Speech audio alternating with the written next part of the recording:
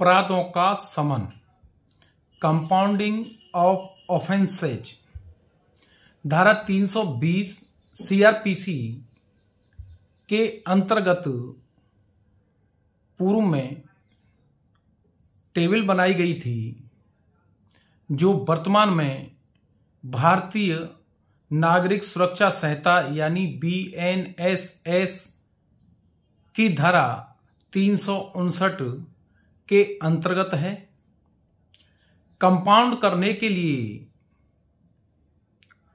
कौन से पक्ष की आवश्यकता होती है, अपराध कंपाउंड कौन कर सकता है, क्या दोनों पक्षों का रहना आवश्यक है, क्या दोनों पक्ष यानी पीड़ित, जो टेबल के तीसरे कॉलम में व्यक्ति बताया गया है वो, और अभियुक्त, दोनों का उपस्थित रहना आवश्यक है, जॉइंट एप्लीकेशन आवश्यक है। ऐसे सारे बहुत सारे प्रश्न हैं जो अक्सर करके आपके सामने आते हैं।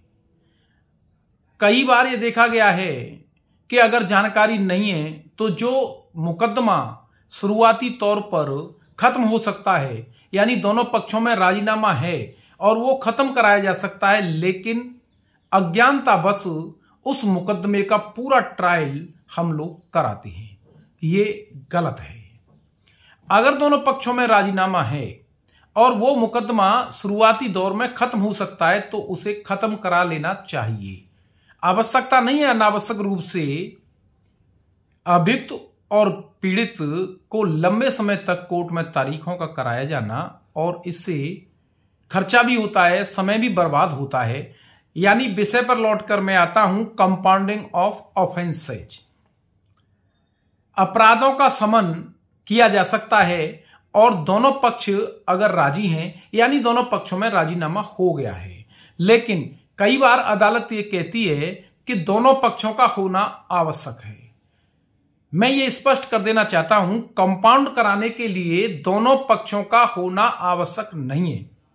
अदालत को दोनों पक्षों की उपस्थिति के लिए जोर नहीं देना चाहिए। एक पक्ष यानी धारा 359 BNSS अथवा 320 सीआरपीसी के कॉलम नंबर 3 में बताया गया व्यक्ति अपराध का समन कर सकता है, अपराध को त्याग सकता है, खत्म कर सकता है। यानी वो कार्रवाई नहीं चलाना चाहता है तो न्यायालय को अकेला लिख करके दे सकता है। लेकिन व्यवहारिक रूप से हमने भी महसूस किया है, कई बार अदालतें ये कहती हैं कि दूसरे पक्ष को भी बुलाओ, यानी अभियुक्त को बुलाओ। कई बार अदालत ये कहती हैं कि ज्वाइंट यानी राजीनामा की एप्लीकेशन दो। ये गलत है। राजीनामा की एप्लीकेशन दिया जाना आवश्यक नहीं है। एक व्यक्ति यानी पीड़ित ही एक प्रार्थना पत्र दे करके कंपाउंड करा सकता है, और अदालत अगर जोर देती है कि दोनों पक्ष आए तो वो गलत है। ऐसा प्रावधान में कहीं नहीं लिखा है कि दोनों पक्ष आएंगे, जॉइंट एप्लीकेशन देंगे, उनकी उपस्थिति आवश्यक है। ऐसा कहीं किसी प्रावधान में सीआरपीसी अथवा BNSS और किसी निर्णय में माननीय सुप्रीम कोर्ट, हाई कोर्ट, किसी भी अदालत के निर्णय में आज तक ऐसा कहीं नहीं आया है कि दोनों पक्षों की उपस्थिति आवश्यक है, दोनों पक्षों का जॉइंट एप्लीकेशन आवश्यक है। अदालतों ने अपनी व्यवस्था बना रखी है। अगर आप दमदारी के साथ अदालत से कहेंगे और कहेंगे कि ऑर्डर पास कर दीजिए, तो अदालत को करना होगा। कई बार देखा गया है कि छोटा मामला है, यानी कंपाउंड हो सकता है, वारंट इश्यू हो गई, अब अदालत कहती है जमानत कराइए, पार्टी को लाइए। ये भी गलत है और ये बेतुकी बातें हैं। जब एक पक्ष कार्रवाई कराना नहीं चाहता है, कार्रवाई को समाप्त कराना चाहता है, तब दूसरे पक्ष को बुलाए जाने की क्या आवश्यकता है? यह जानकारी के अभाव में ऐसा होता है, अदालतें ऐसी कहती है। चूंकि ये सामान्य सेक्शन है और इसका व्यवहारिक रूप से बहुत कम प्रयोग होता है, तो अपने तरीके से अदालतों ने एक प्रक्रिया बना रखी है जो अदालतें प्रक्रिया अप्लाई कर रही हैं वो गलत है।